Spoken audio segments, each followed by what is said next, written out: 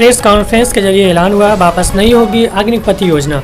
10 बिंदुओं में विस्तार से चर्चा की गई है। आइए जानते हैं, अगर एफआईआर हुई किसी पर तो उनको मौका नहीं मिलेगा। केंद्र सरकार द्वारा मंगलवार को अग्निपथ योजना की घोषणा के बाद से कई राज्यों में उग्र प्रदर्शन जारी है। प्रदर्शन का आज 5वां दिन है। बीते 4 दिनों में प्रदर्शनकारियों ने कई इलाकों में ट्रेन के डिब्बों को आग के हवाले कर दिया और सार्वजनिक संपत्तियों को नुकसान पहुंचाया। इस दौरान तेलंगाना में एक व्यक्ति की मौत भी हुई। आपको हम यही सजेस्ट करना चाहेंगे, किसी भी सरकारी संपत्ति को नुकसान ना पहुंचाए। विरोध प्रदर्शन करने के और कई रास्ते हैं। इसके दौरान तीनों सेनाओं में प्रेस कॉन्फ्रेंस की है। क्या क्या महत्वपूर्ण बातें हैं, आइए जानते हैं। सुविधाएं नियमित सैनिकों जैसे ही मिलेंगी। अग्निवीर को सियाचिन और अन्य क्षेत्रों जैसे क्षेत्रों में वही भत्ता और सुविधाएं मिलेंगी जो वर्तमान में नियमित सैनिकों पर लागू होती हैं। सेवा शर्तों में उनके साथ कोई भेदभाव नहीं होगा। 1 करोड़ रुपए का मिलेगा मुआवजा। सैन्य मामलों के विभाग के अतिरिक्त सचिव लेफ्टिनेंट जनरल अरुण पुरी ने कहा कि देश की सेवा में बलिदान देने वाले अग्निवीरों को 1 करोड़ रुपए का मुआवजा दिया जाएगा। वापस नहीं होगी अग्निपथ योजना। लेफ्टिनेंट जनरल अनिल पुरी ने कहा कि यह योजना किसी भी हालत में वापस नहीं की जाएगी। सेना में भर्ती होने के लिए सबसे पहली जरूरत अनुशासन की होती है, इसलिए युवाओं को शांत होकर योजना को समझना चाहिए। थल सेना में 1 जुलाई से भर्ती प्रक्रिया शुरू होने जा रही है। विरोध प्रदर्शन के बीच सेना ने प्रेस कॉन्फ्रेंस में तीनों सेनाओं की भर्ती प्रक्रिया के लिए तारीखों का ऐलान कर दिया है। थल सेना ने कहा है कि उसकी भर्ती प्रक्रिया 1 जुलाई से शुरू होगी। वहीं नौसेना की भर्ती प्रक्रिया 25 जून से स्टार्ट हो जाएगी। नौसेना के वाइस एडमिरल डी.के. त्रिपाठी ने कहा कि हमने अपनी भर्ती प्रक्रिया शुरू कर दी है।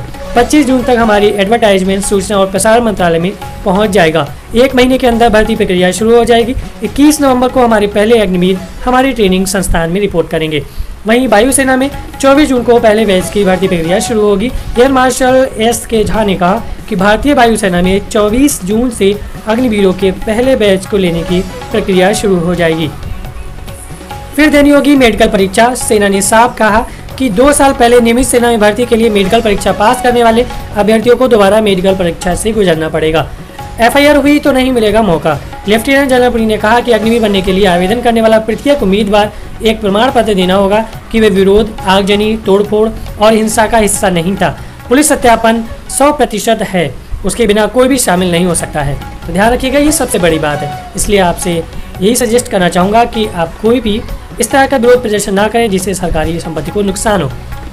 निकट भविष्य में 1,25,000 हो जाएगी अग्निवीरों की संख्या। लेफ्टिनेंट जनरल पुरी ने कहा कि निकट भविष्य में अग्निवीरों की संख्या 1,25,000 हो जाएगी और 46,000 पर नहीं रहेगी, जो कि वर्तमान का आंकड़ा है।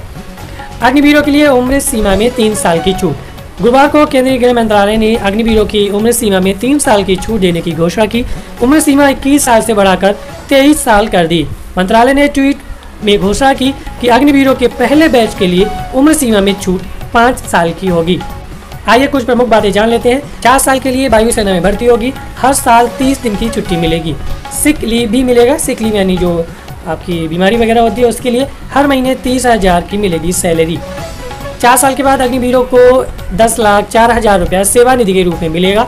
असम राइफल्स और CAPF में नौकरियों में वरीयता दी जाएगी। शहादत पर परिवार को बीमा समेत करीब 1 करोड़ की धनराशि प्रदान की जाएगी। विकलांगता एवं एक्स ग्रेसिया और बची हुई नौकरी की सैलरी और सेवा निधि।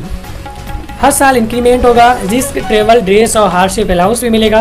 कैंटीन सुविधा और मेडिकल सुविधा भी मिलेगी। तो ये थी अग्निवीर की दोबारा से हुई कॉन्फ्रेंस की प्रमुख बातें। तो अब ये तय हो चुका है कि अग्निवीर की जो योजना है, अग्निपथ योजना, वो वापस नहीं होने वाली है। इसलिए आप सभी से सजेस्ट करना चाहूँगा कि कोई भी जो अभ्यर्थी है, युवा हैं, इस तरह का विरोध प्रदर्शन ना करें जिससे सरकारी संपत्ति को नुकसान हो और आपके विरुद्ध कोई कड़ी कार्रवाई हो। अगर आपके विरुद्ध एफआईआर होती है तो आपको इस भर्ती में मौका नहीं दिया जाएगा।